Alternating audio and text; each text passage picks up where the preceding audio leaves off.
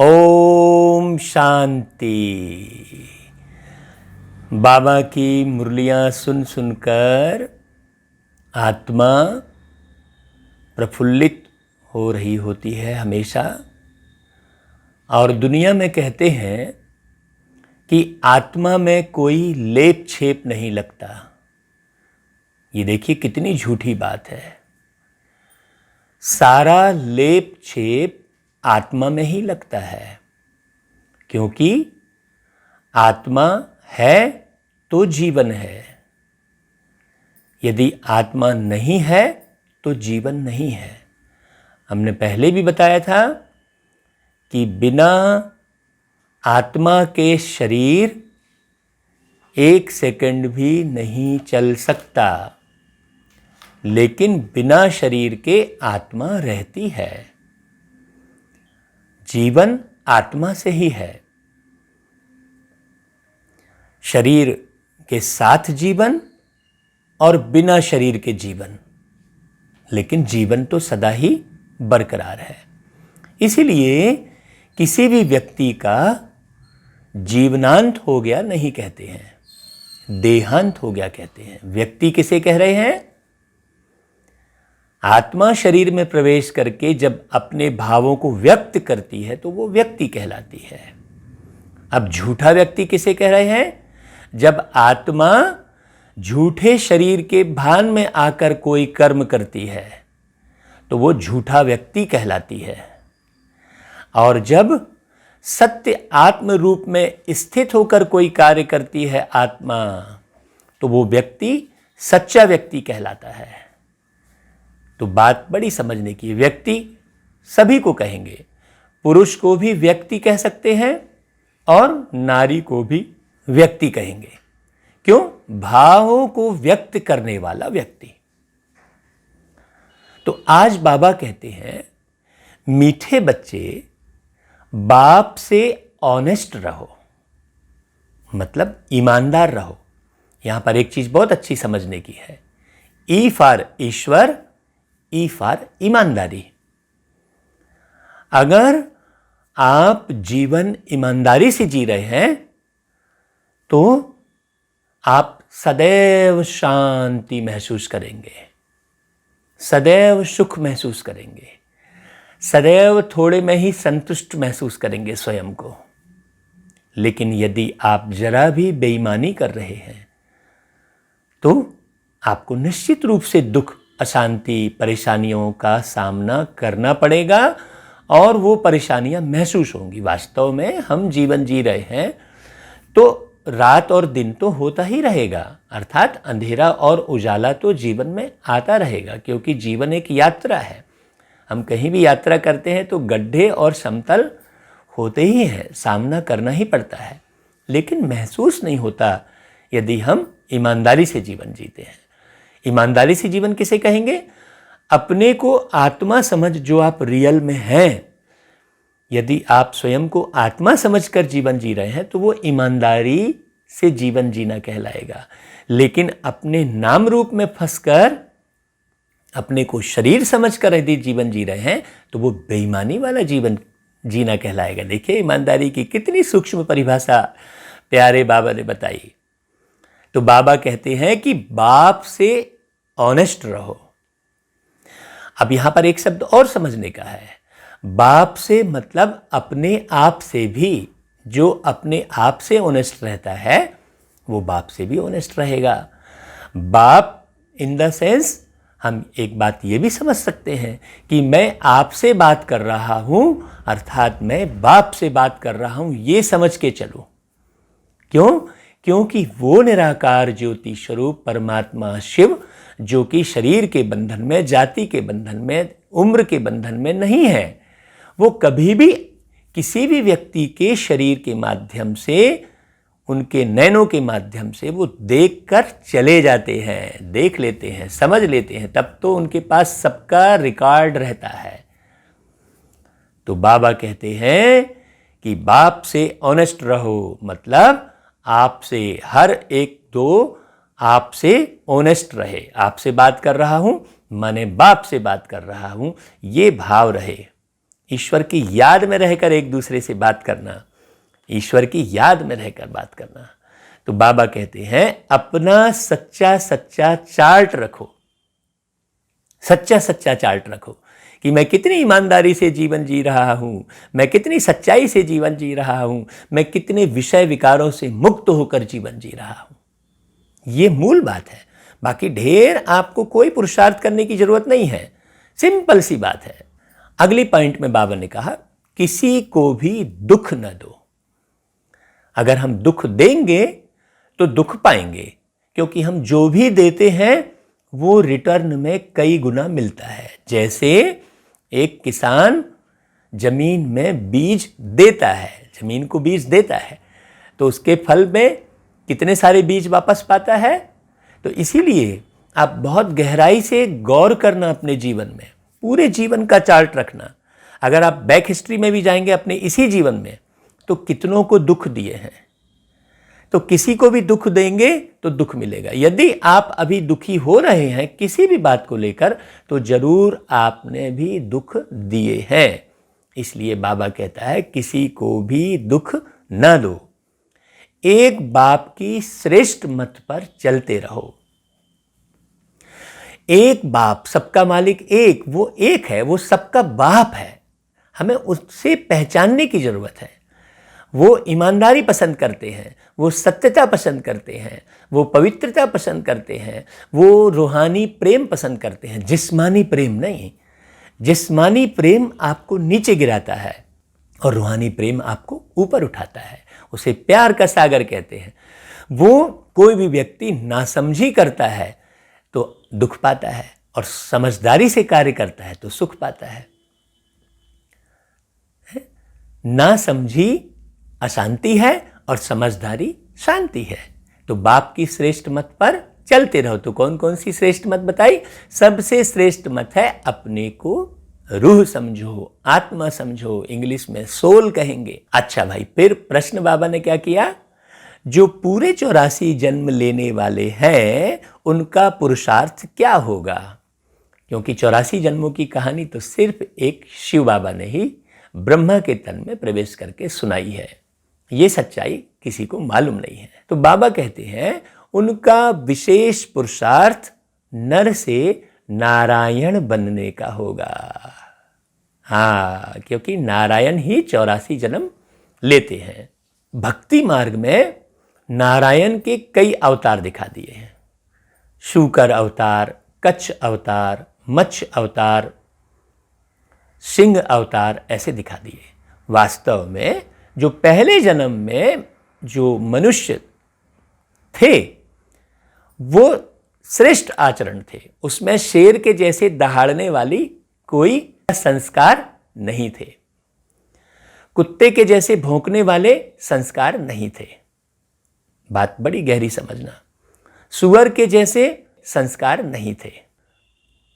नशा करके कहीं भी नाले में पड़ जाने के संस्कार, आदत नहीं थी। अभी तो शराब पीने की आदत है। वही नर सुसंस्कारों से संपन्न था तो नारायण कहलाता था। अब उसके अवतार बदलते चले गए, इसीलिए नारायण के अवतार सिंह और सुअर और क्या क्या अवतार दिखा दिए। जब मन मछली के जैसे चंचल हो जाता, उस नर का, उस नारायण का नर बनने के बाद मछली के जैसे मन चंचल हो जाता, तो वो मत्स्य अवतार हो गया। है समझने की बात।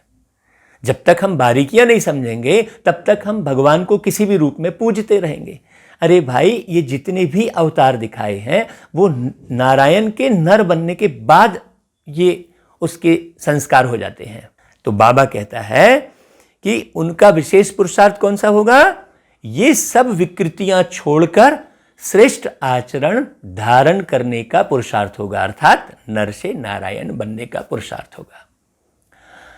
दूसरी बात, अपनी कर्मेंद्रियों पर उनका पूरा कंट्रोल होगा। क्यों? क्योंकि सतयुग में जो नारायण है वो विश्व के महाराजा होते हैं। तो विश्व का महाराजा कौन बनेगा? जो अपने कर्मेंद्रियों का राजा बनेगा पहले, जिसका अपने कर्मेंद्रियों पर ही राज नहीं है, वो भला कैसे राजपाट सही चलाएगा? बात बड़ी समझने की है। आज आप देखते हैं कि मुख्य सीट पर बैठे हुए लोग अपनी कर्मेंद्रियों पर कंट्रोल नहीं कर पाने के कारण कई अपराध में जेल चले जाते हैं। कई प्रकार के अपराध में उनकी दृष्टि खराब हो जा रही है, उनकी वृत्ति खराब हो जा रही है, उनके अंदर धन कमाने की हवस बढ़ रही है, लोभ बढ़ रहा है। तो आप देखिए, इसका मतलब जो मुख्य सीट पर बैठा है या उसी को मुख्य सीट पर बैठाना चाहिए जिनका अपने कर्मेंद्रियों पर शासन हो। ये जनता का भी है, उसे सीट पर बैठाना चाहिए। तो जिनका अपनी कर्मेंद्रियों पर पूरा कंट्रोल होगा वही 84 जन्म लेने वाले होंगे। ये निशानी, उनकी आंखें क्रिमिनल नहीं होंगी, अर्थात वो किसी देह को देखकर आकर्षित नहीं होगा। अब ये जो दर्पण दिखा रहे हैं बाबा, इसमें आप स्वयं की चेकिंग, जांच और दर्शन कर सकते हैं। हम दुनिया भर के मूर्तियों के दर्शन करने जाते हैं, स्वदर्शन स्वर्ग की सीढ़ी। वास्तव में स्वयं के बारीकी से दर्शन करना ही मुख्य पुरुषार्थ है, जो बाबा मुरलियों में कराते हैं।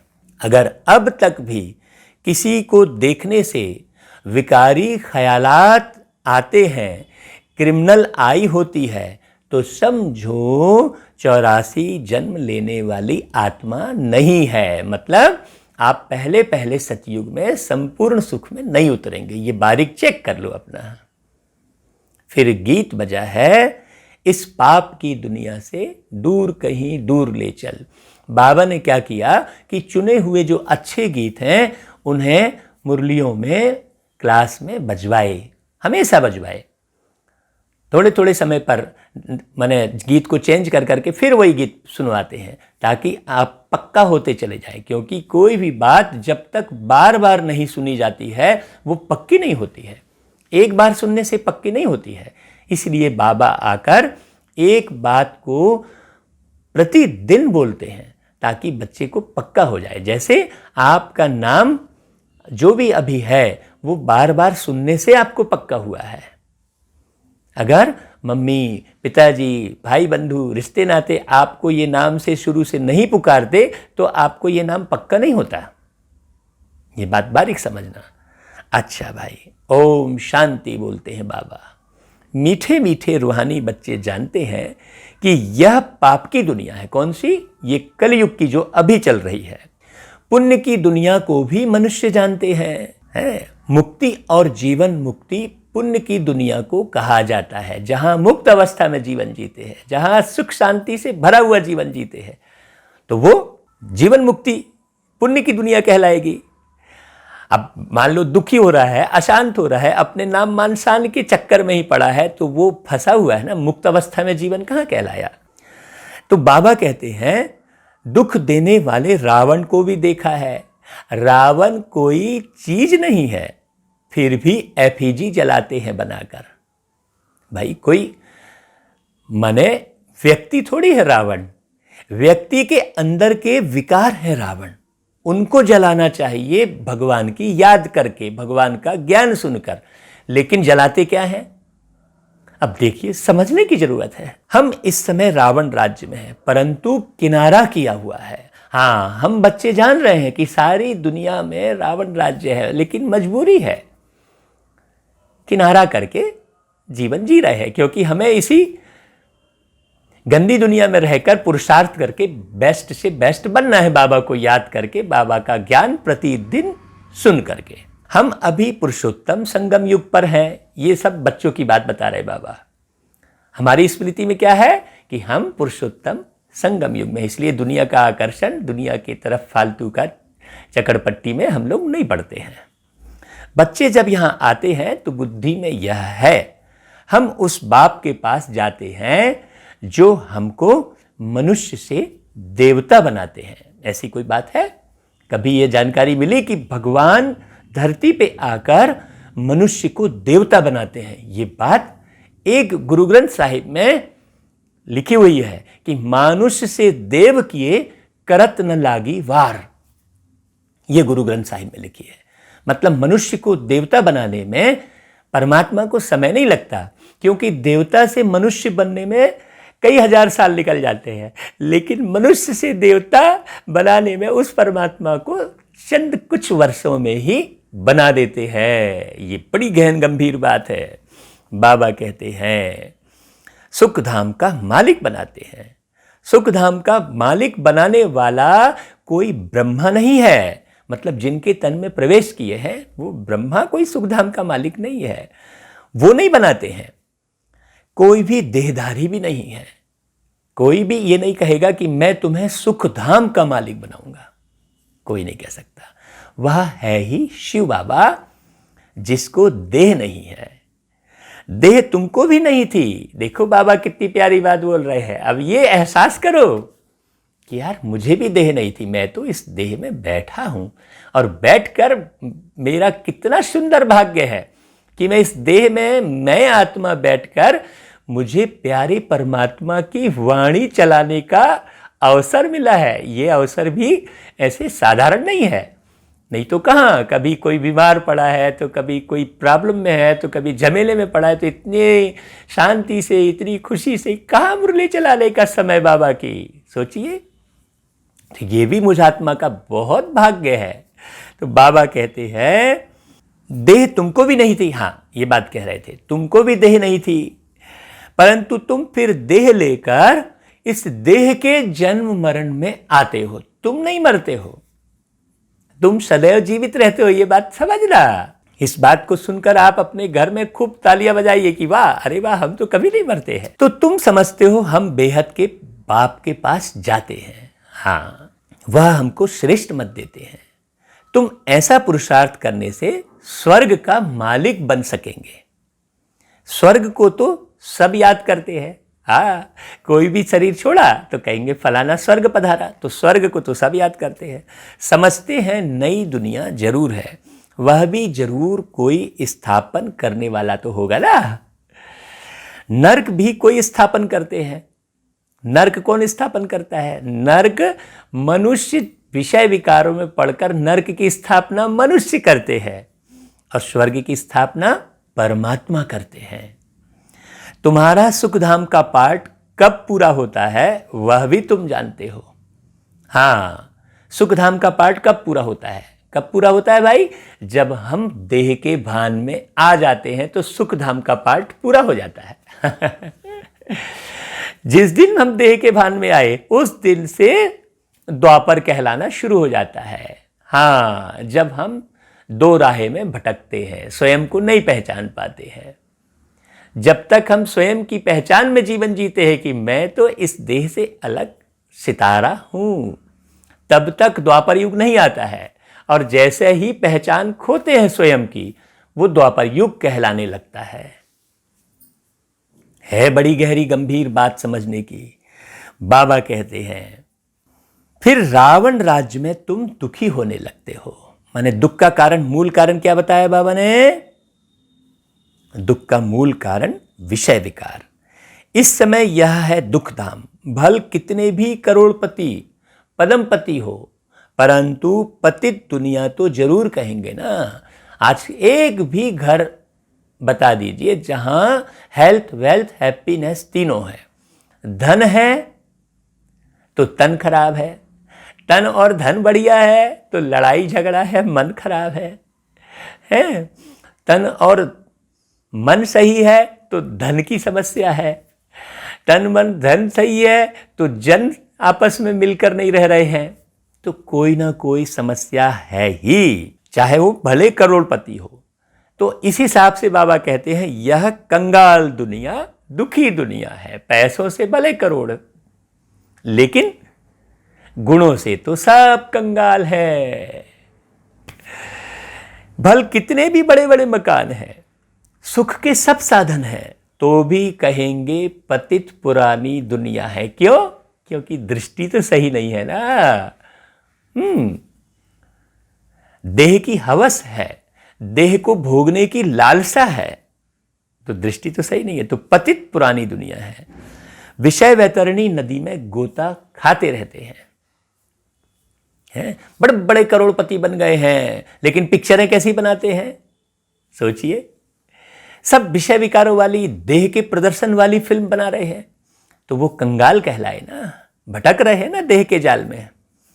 बाबा कहते हैं यह भी नहीं समझते कि विकार में जाना पाप है। हाँ, लोगों को यह भी नहीं मालूम है, लोग तो उसको सुख समझते हैं। सोचिए, बाबा नहीं आए होते तो क्या गति होती हमारी। हमको तो ये मालूम ही, किसी ने नहीं बताया था आज तक कि ये काम महाशत्रु है, ये भी नहीं मालूम था। देखिए कैसे बाबा ने रोज पढ़ा पढ़ा कर पक्का किया। ये भी हमारा एक दिन में पक्का नहीं हो गया भैया। कहते हैं इसके बगैर सृष्टि वृद्धि को कैसे पाएगी, कहते हैं विकार के बगैर कैसे पाएगी। उनको ये पता ही नहीं है कि योग बल से संतान की बहुत सुंदर उत्पत्ति होती है। अब देखो, अब एक रिमोट से टीवी चल रहा है, पहले नहीं देख रहे थे तो नहीं मान रहे होते, अब प्रत्यक्ष में दिख रहा है ना कि एक रेज से टीवी चल रहा है। सोचिए, मैंने सेंसर उसमें लगा हुआ है, सेंसर कहते हैं। तो मनुष्य का सेंस, जब बॉडी कॉन्शियस कहते हैं, जब शरीर की तरफ ध्यान चला जाता है तो उसका मन खराब हो जाता है, उसकी शक्ति कमजोर हो जाती है, फिर देह के साथ जुड़कर ही वो कोई निर्माण कर पाता है। और जब उसका सेंस माने उसकी समझ, उसमें भी सेंसर काम करता है तो रिमोट से रेज निकलती है तो टीवी ऑन होता है। उसी प्रकार जब सेंस अर्थात समझ, आत्मा की समझ गहरी विकसित होती है तो उस आत्मा में संकल्प की शक्ति आ जाती है। तो संतान की उत्पत्ति अर्थात आत्मा का आह्वान,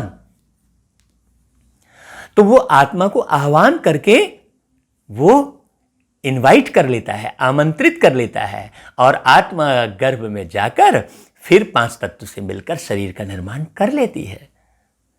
अभी ऐसा नहीं है। तो यह है योग बल। योग बल मतलब शक्ति, योग बल मतलब समझ, योग बल मतलब संकल्प, पावरफुल संकल्प।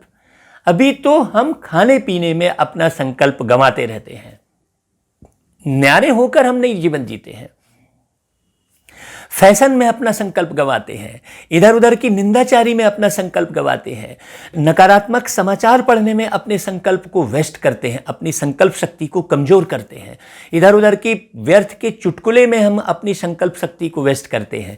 संकल्प शक्ति श्रेष्ठ कब होगी? जब परमात्मा की वाणी का निरंतर श्रवण, मनन, चिंतन और अनुसरण करेंगे अपने जीवन में, तो संकल्प शक्ति पावरफुल होगी। ऐसे साधारण ध्यान करने से भी संकल्प शक्ति पावरफुल नहीं होगी, या फिर बिना संकल्प के हम बैठे हैं उससे भी कोई संकल्प शक्ति पावरफुल नहीं होगी। ही नहीं, चलो यार हम अब बिल्कुल कुछ भी नहीं सोचेंगे, तो कुछ भी नहीं सोचेंगे ये संकल्प भी आप सोच रहे हैं, तो बिना संकल्प के तो आप रह नहीं सकते। इससे अच्छा क्यों ना हम प्रतिदिन मुरली को बहुत गहराई से सुनकर और बाबा के संकल्पों के अनुसार अपने संकल्पों का निर्माण करें। एकदम सिंपल सी बात है। वो रोज मुरली सुनने में आपको रोज एक संकल्प मिलेगा, लेकिन आप गौर कीजिए अपनी बुद्धि को, अपने मन को, क्या बाबा के एक एक शब्द अंदर में भिद रहे हैं हमारे? क्या उसके अनुसार हम जीवन जी रहे हैं? भले बाबा कहता है कि 70 साल मुरली पढ़ते हो गए, ज्ञान सुनते हो गए, लेकिन वहीं का वहीं बैठा है। क्यों? क्योंकि उस संकल्पों की ओर बारीकी से ध्यान नहीं दिया। ये बात बड़ी समझने की है। तो बाबा कहते हैं, बुलाते भी हैं, हे भगवान, हे पतित पावन, आकर इस पतित दुनिया को पावन बनाओ। और अब वो जब आया है तो संशय करते हैं। अभी कहेंगे नहीं, ऐसा नहीं। अब भाई कैसे आएगा भगवान, आप ही बता दो। क्या आप भगवान का निर्माण करते हो कि भगवान आपका निर्माण करते हैं?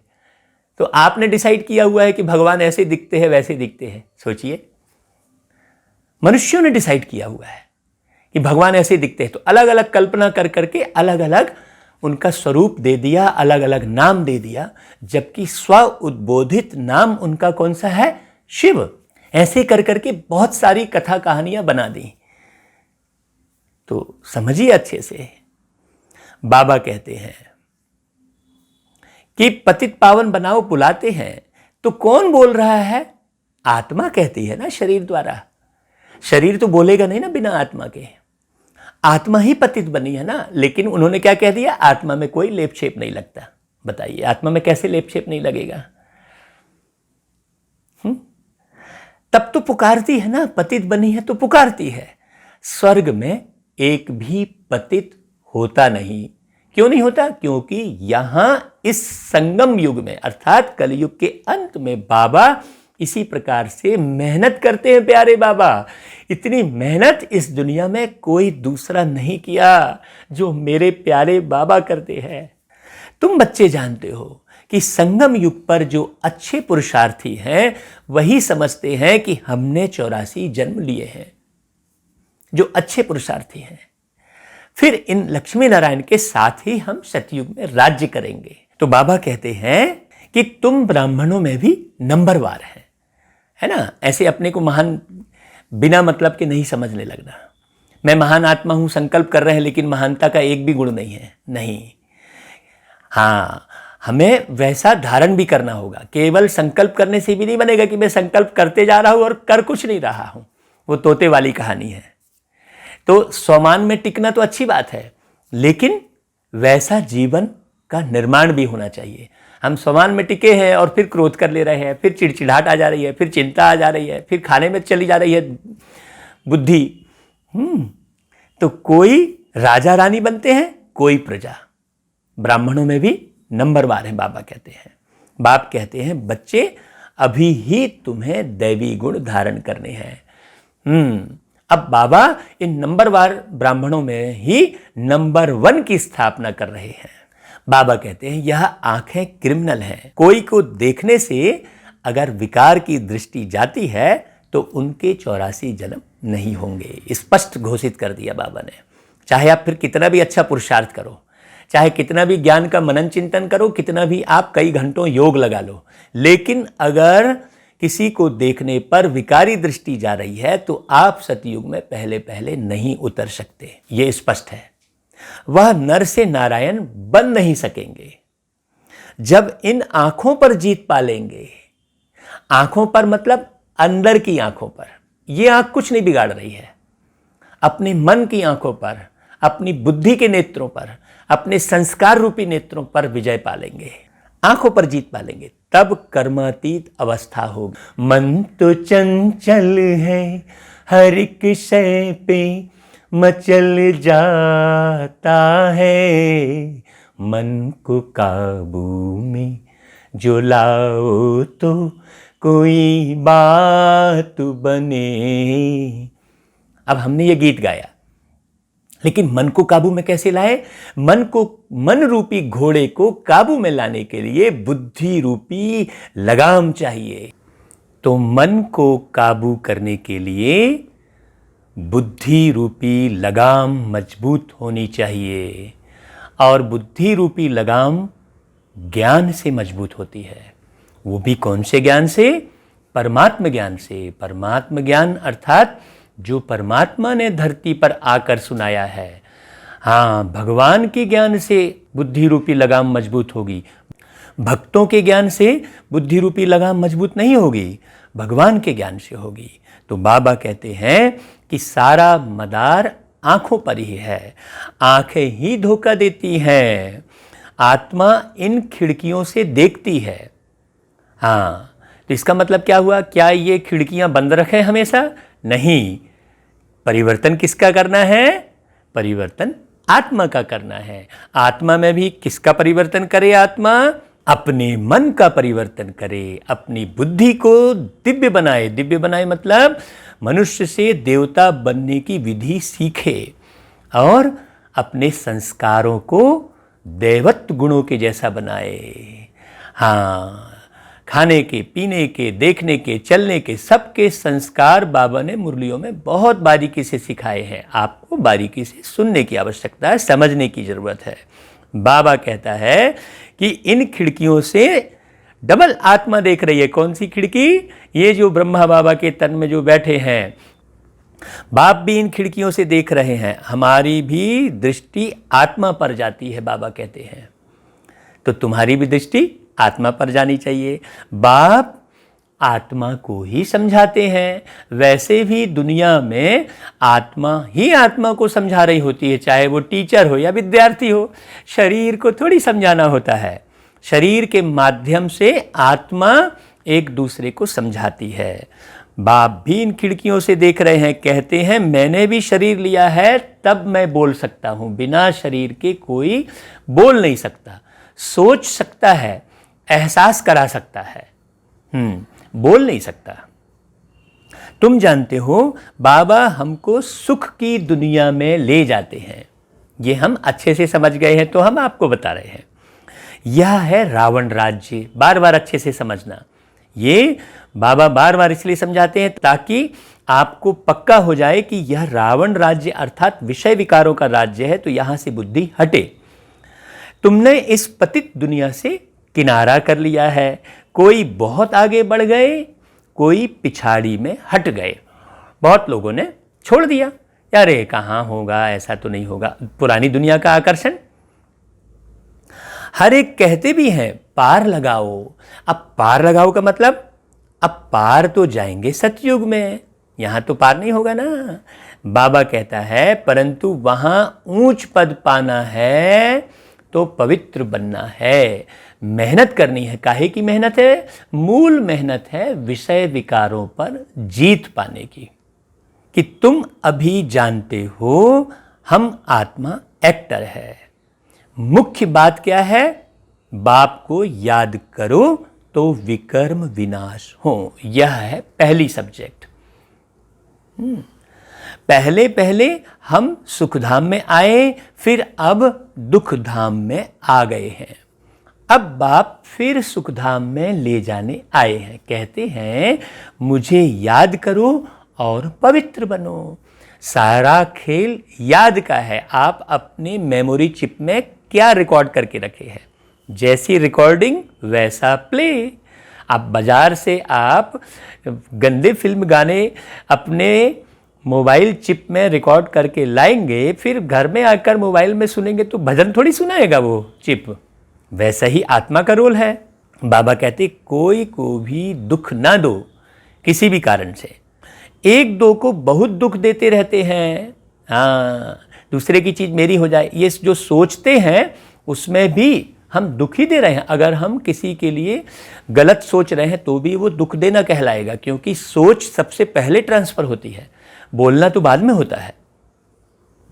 कोई में काम का भूत आया, कोई में क्रोध आया, हाथ चलाया, बाप कहेंगे यह तो दुख देने वाली पाप आत्मा है।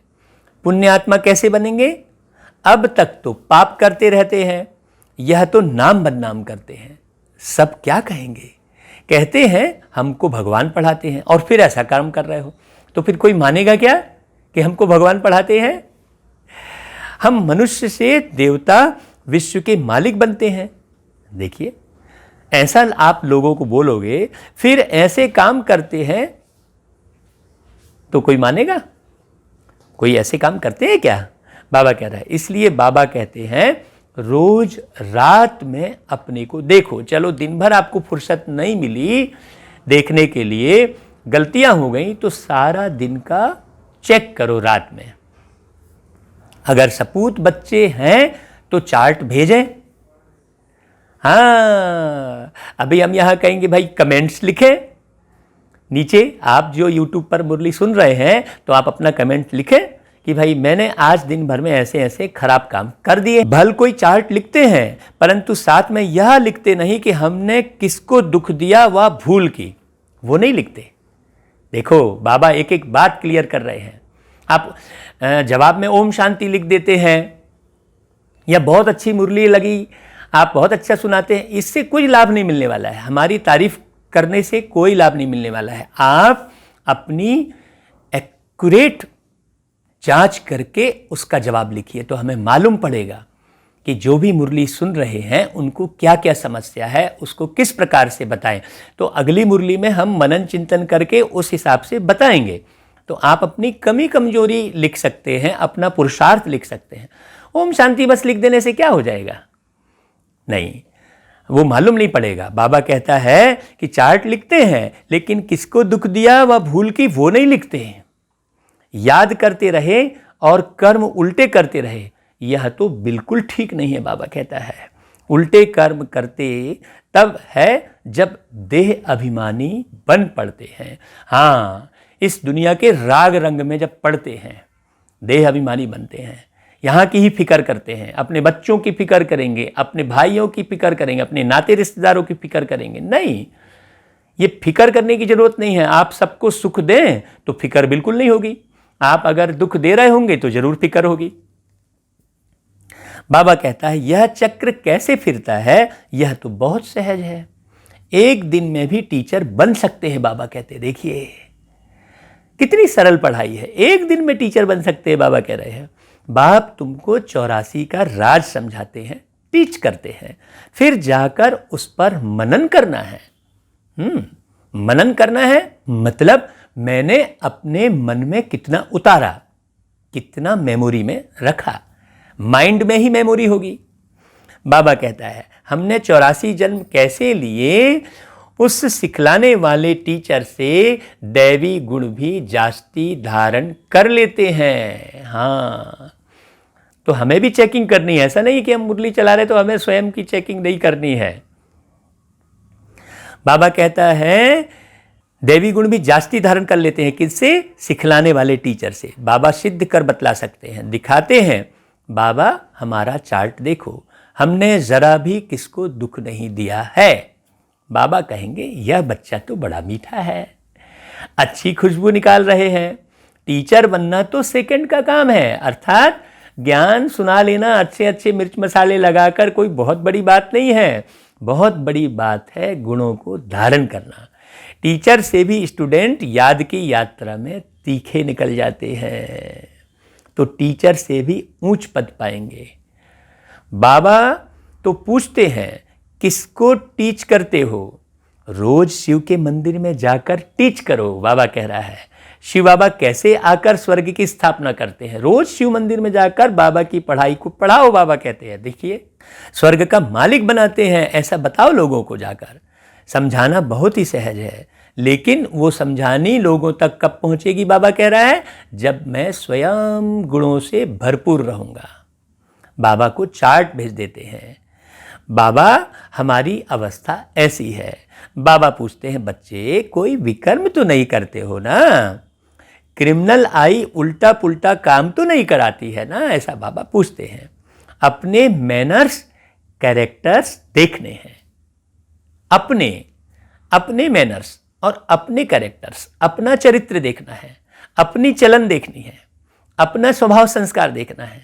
चाल चलन सारा मदार आंखों पर है, क्योंकि देखकर ही परिवर्तन आता है। आप देख क्या रहे हैं, मूल बात है। आप कैसी भी स्टोरी देख रहे हैं, कैसा भी गाना सुन रहे हैं, कैसी भी चुटकुला आप उल्टा सीधा सुन लिए हंसने के लिए, तो क्या रिकॉर्ड हो रहा है? कहीं उल्टा सीधा चुटकुला सुन के हंसते रहेंगे? नहीं। बाबा कहता है हमको खुशी होनी चाहिए, हंसी और खुशी में अंतर है। हाँ, मुस्कुराहट होनी चाहिए, ठहाका मार के हंसना राक्षसी प्रवृत्ति है। बाबा कहता है ये सारा चाल चलन आँखों पर मदार है। आँखें अनेक प्रकार से धोखा देती है।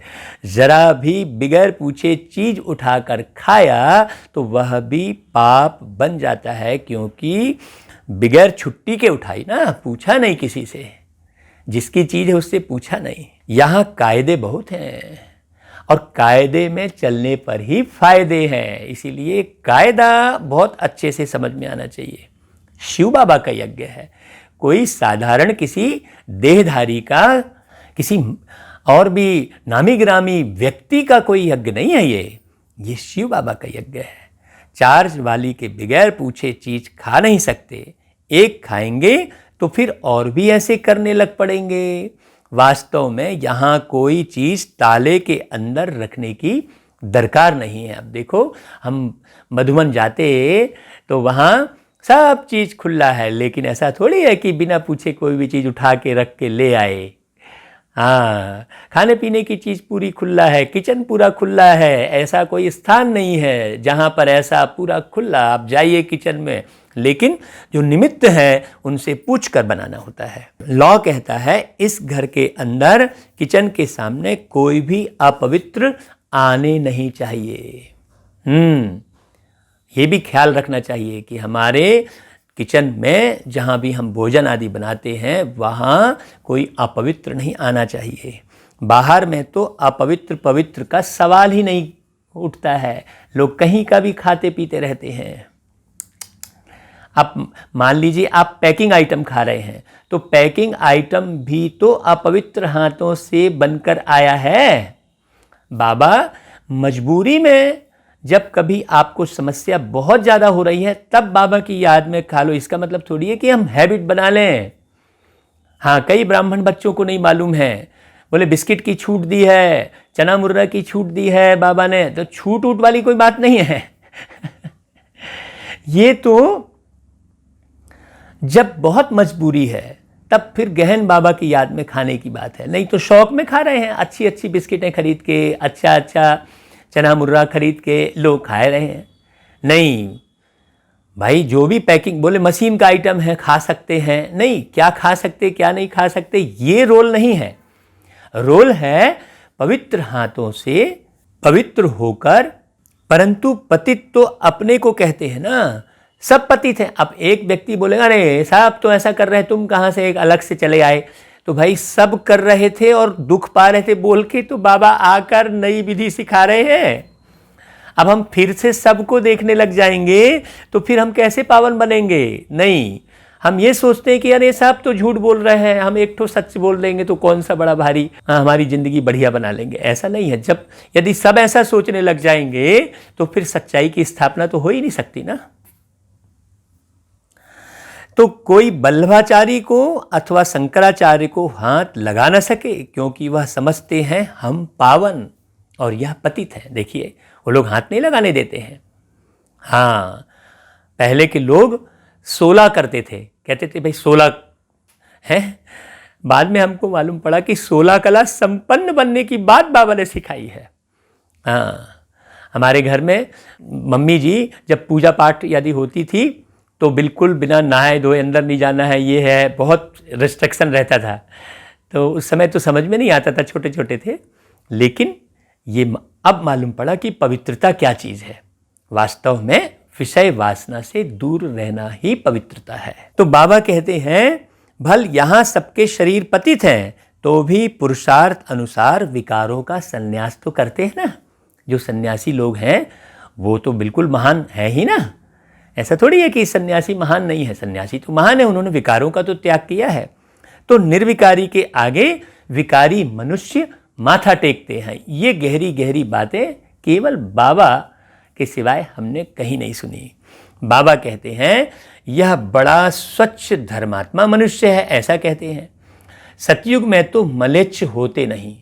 भाई धर्मात्मा शब्द आ रहा है मतलब कोई अधर्मी जरूर है तब धर्मात्मा शब्द आ रहा है। पुण्य आत्मा है बोल रहे हैं मतलब जरूर पाप आत्मा है तब पुण्य आत्मा शब्द आ रहा है। तो बाबा कहता है सतयुग में तो ना तो पुण्य शब्द है ना पाप शब्द है, क्योंकि वहां कोई मलेच्छ होते ही नहीं है। ही पवित्र दुनिया एक ही कैटेगरी है सभी मनुष्यों की। तुम इस सारे राज को जानते हो, शुरू से लेकर सृष्टि के आदि मध्य अंत का राज बुद्धि में रहना चाहिए। हम सब कुछ जानते हैं, बाकी कुछ भी जानने का अब हमारे लिए रहता ही नहीं है। सब कुछ पा लिया है हमने, अब पाना कुछ बाकी नहीं, अब पाना कुछ बाकी नहीं। ये फलक सिखा रहे हैं हम। रचता बाप को जाना, सूक्ष्म वतन को जाना, भविष्य के मर्तबे को जाना, जिसके लिए ही पुरुषार्थ करते हो। फिर अगर चलन ऐसी हो जाती है तो फिर ऊंच पद पा नहीं सकेंगे। हाँ भाई, जानते हुए भी आप ऊंच पद कैसे पाया जाता है, और गलत करेंगे तो कितना मन खाएगा। सोचिए, किसको दुख देते, विकार में जाते हैं या बुरी दृष्टि रखते हैं तो यह भी महापाप है। दृष्टि बदल जाए बड़ी मेहनत है, बाबा बार बार दृष्टि की बात कर रहे हैं, क्योंकि दृष्टि से ही सृष्टि का निर्माण होता है।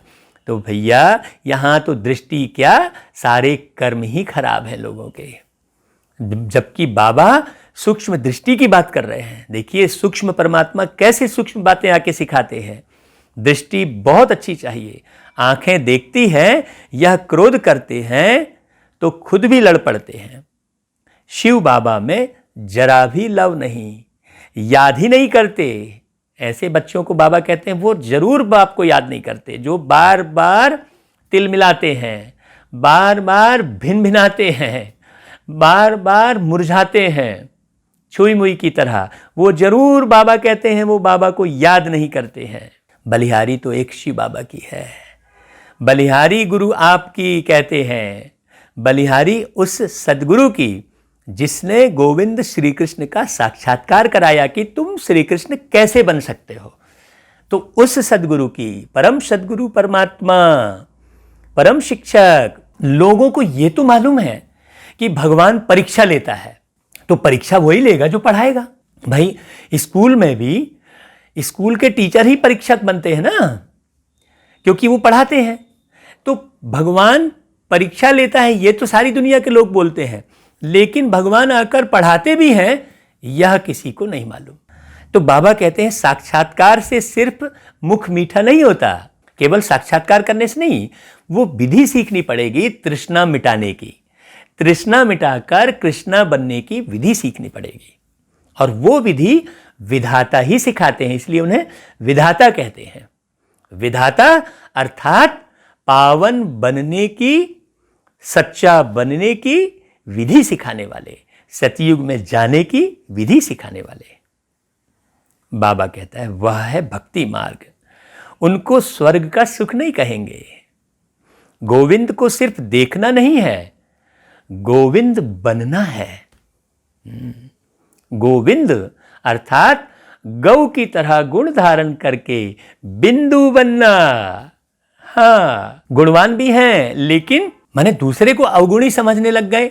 नहीं, गुणवान तो हैं, ये तो पक्की बात है, लेकिन यदि हम दूसरे को अवगुणी समझ रहे हैं, मतलब हमें अपने गुणों का नशा है, तो वो उतर जाएगा फिर।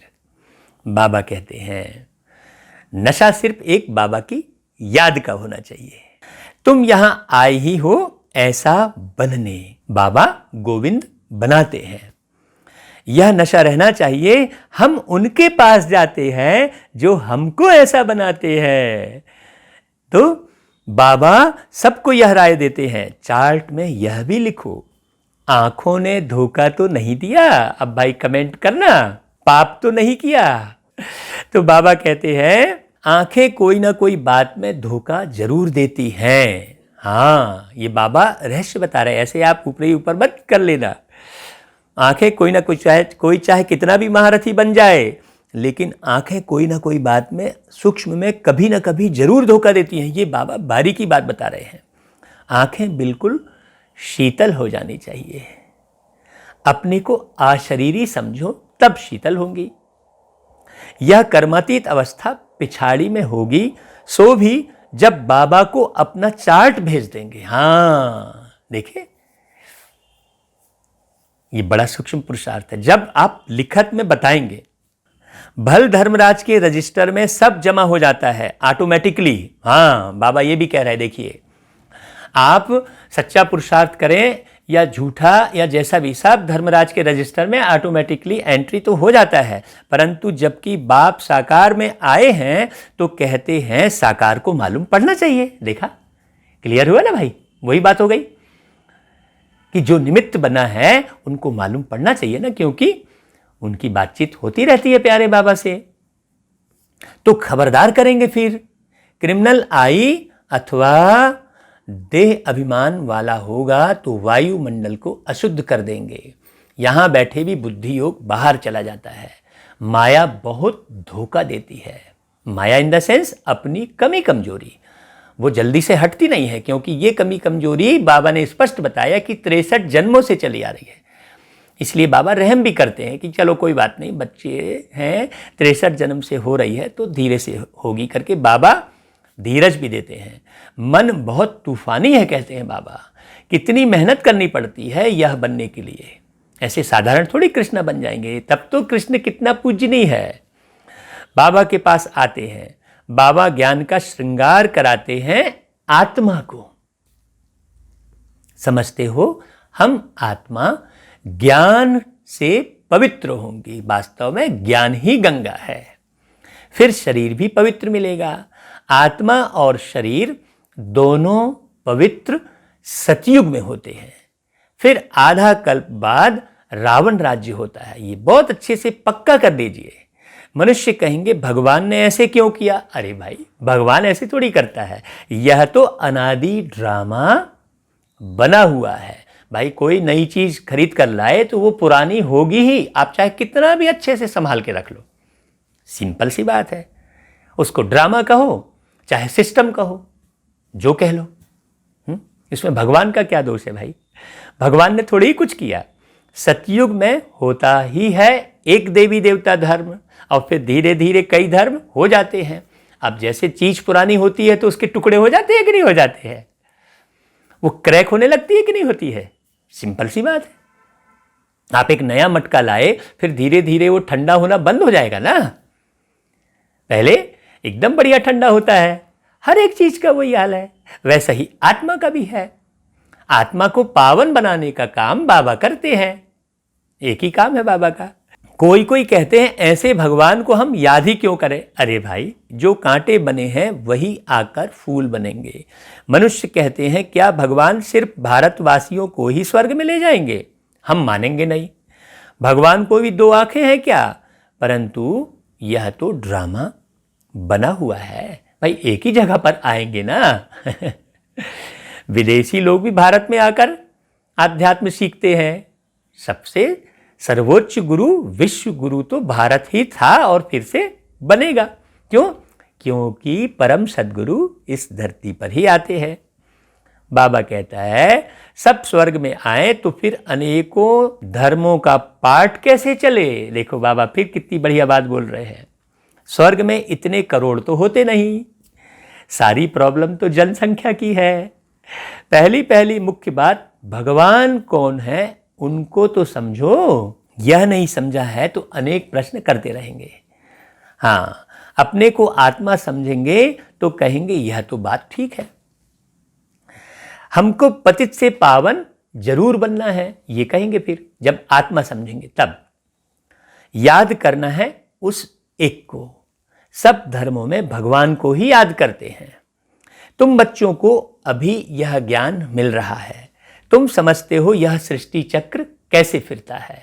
तुम कितना प्रदर्शनी में भी समझाते हो, लेकिन निकलते बिल्कुल थोड़े हैं। क्यों? क्योंकि सतयुग की जनसंख्या थोड़ी है। सबको इतना पावरफुल ज्ञान धारण करने की ताकत भी नहीं है। परंतु ऐसे थोड़े ही कहेंगे कि इसलिए करनी नहीं चाहिए। ड्रामा में था, किया, कहाँ निकलते भी हैं प्रदर्शनी से, कहाँ नहीं निकलते हैं। आगे चल आएंगे, ऊंच पद पाने का पुरुषार्थ करेंगे। बाबा जब मुरली चलाए थे तब ये बात बोले थे, अभी तो बहुत सारे लोग आ गए। कोई को कम पद पाना होगा तो इतना पुरुषार्थ नहीं करेंगे, इतनी मेहनत नहीं करेंगे, ना खुद धारण करेंगे ना दूसरों को धारण कराने की मेहनत करेंगे। बाबा कहता है, बाप बच्चों को फिर से समझाते हैं, बच्चे विकर्म कोई नहीं करो। यह भी नोट करो कि हमने किसी को दुख तो नहीं दिया। बाबा बार बार आज मुरली में इशारे दिए कि हमने किसी को दुख तो नहीं दिया, कोई से लड़ा झगड़ा तो नहीं, उल्टा सुल्टा तो नहीं बोला, कोई अकर्तव्य कार्य तो नहीं किया। देखिए कितने सारे प्रश्न हो गए।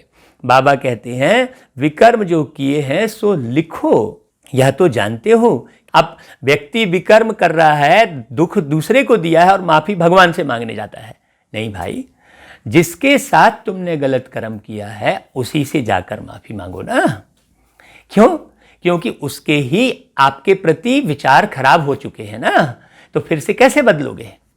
तो माफी भगवान के घर में नहीं मिलती ही है। भाई भगवान से तुम्हारा थोड़ी झगड़ा हुआ, या भगवान को तुमने थोड़ी कुछ वो किया, या भगवान को तुमने कह भी दिया तो भगवान को उसका कोई फर्क नहीं पड़ने वाला है, क्योंकि भगवान पूरी तरह से न्यारा है। तो बाबा कहता है कि क्षमा मांगते हैं कहाँ? मंदिर में जाकर। जबकि क्षमा किससे मांगनी चाहिए? अच्छे से जांच करनी चाहिए, किसको दुख दिया, किसको तकलीफ दी, उसी से मांगो। हाँ, आपस में बैठ के सुलह कर लो तो कोर्ट कचहरी की आवश्यकता ही नहीं पड़ेगी। लेकिन एक दो की लड़ाई झगड़े को तीसरे को बीच में लाकर चौथे को बीच में लाते, फिर पुलिस वाला आया, फिर वकील आया, फिर जज आया, फिर माने जो है सलाहकार आया, फिर गवाह आया, दुनिया भर का प्रपंच। अरे भाई, तुमने दो में लड़ाई किए हो, दोनों बैठ के आपस में अच्छे से समझ लो। लेकिन ज्ञान नहीं होने के कारण इतना बड़ा प्रोपोगंडा बढ़ता चला गया है। बाबा कहता है कि जिससे शिकायत है उसी से बात करो। तो बाबा कहता है, यह तो जानते हो द्वापर से लेकर विकर्म करते आए हो, अभी बहुत विकर्मी बन गए हो।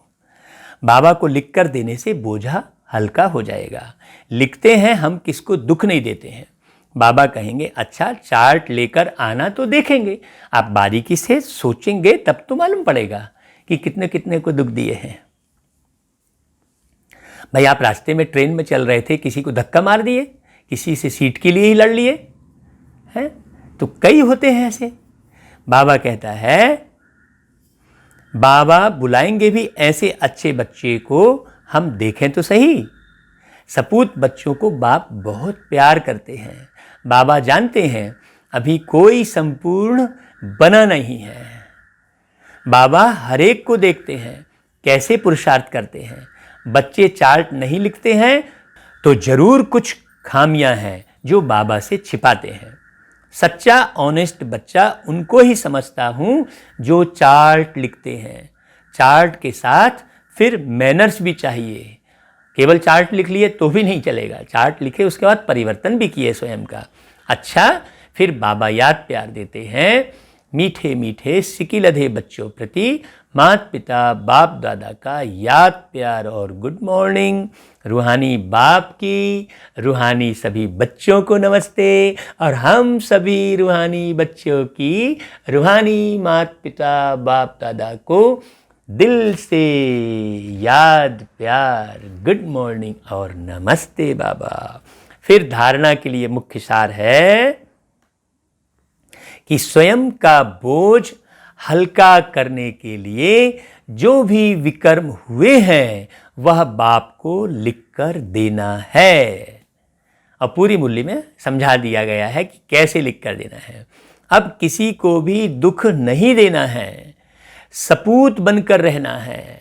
दूसरा, अपनी दृष्टि बहुत अच्छी बनानी है, आंखें धोखा न दें, इसकी संभाल करनी है।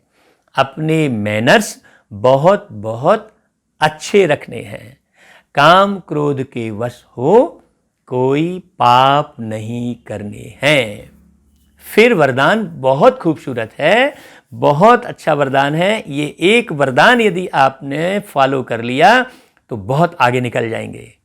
देखिए वरदान, बीटी को चिंतन में न लाकर फुल स्टॉप लगाने वाले तीव्र पुरुषार्थी भव। बीटी को चिंतन में मत लाओ, अभी तक जो कुछ हुआ उसे फुल स्टॉप लगाओ। बीती को चिंतन में न लाना, यही तीव्र पुरुषार्थ है। यदि कोई बीती को चिंतन करता है तो समय, शक्ति, संकल्प सब वेस्ट हो जाता है। देखिए, एक बीती को चिंतन करने से कितना नुकसान है। समय भी वेस्ट होता है, मानसिक, शारीरिक, बौद्धिक सारी शक्तियां वेस्ट हो जाती हैं, संकल्प भी फालतू में वेस्ट होते हैं। अभी वेस्ट करने का समय नहीं है, क्योंकि संगम युग की 2 घड़ी अर्थात 2 सेकंड भी वेस्ट किया तो अनेक वर्ष वेस्ट कर दिए। बाबा का 1 सेकंड बराबर 1 वर्ष कहलाता है। इसलिए समय के महत्व को जान, अब बीती को फुल स्टॉप लगाओ। उसने ऐसा किया था मेरे साथ, उसने ऐसा किया था, मैं ये नहीं कर पाया, मैं वो नहीं कर पाया। अरे भाई, नहीं कर पाया तो आगे कर लो। उसने ऐसा मेरे साथ व्यवहार किया था तो तुम उसके साथ अच्छा व्यवहार करके बढ़िया रास्ता बना लो। फुल स्टॉप लगाना अर्थात सर्व खजानों से फुल बनना, पूरा फुल स्टॉप लगाना मतलब सर्व खजानों से फुल बनना।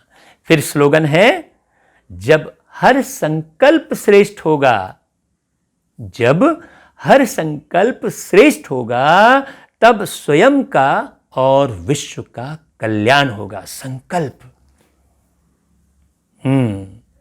संकल्प से सृष्टि की रचना है। जैसा सोचोगे तुम वैसा बन जाओगे। ये गाना बार बार आप सुनना और रियलाइज करना। हाँ, एक होता है सुनना, दूसरा होता है समझना, तीसरा होता है रियलाइज करके फॉलो करना, अपनी गलतियों को रियलाइज करना। तब आप सही स्वदर्शन कर पाएंगे।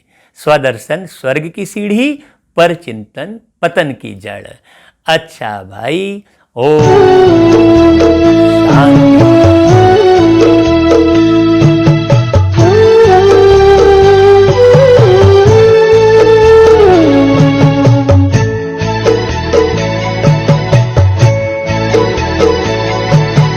कितना असर होने लगा, होने लगा बाबा तेरे प्यार में। दिल तो कहीं खोने लगा, खोने लगा बाबा तेरे प्यार में। कितना असर होने लगा, होने लगा बाबा तेरे प्यार में।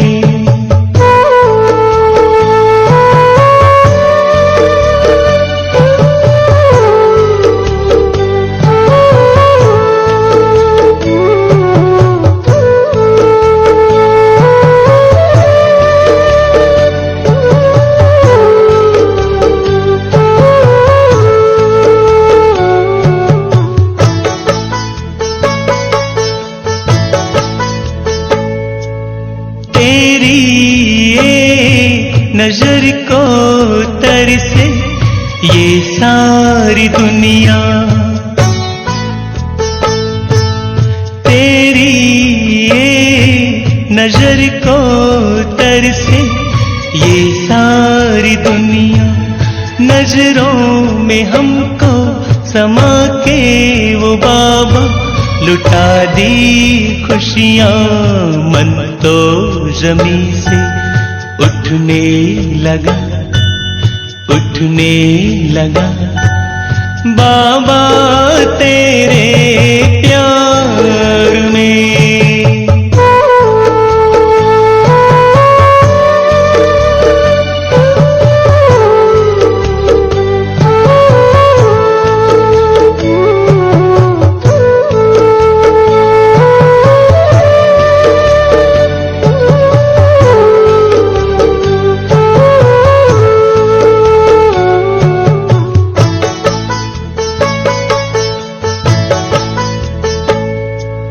सुख शांति की किरणों से बाबा रोशन हुए हम।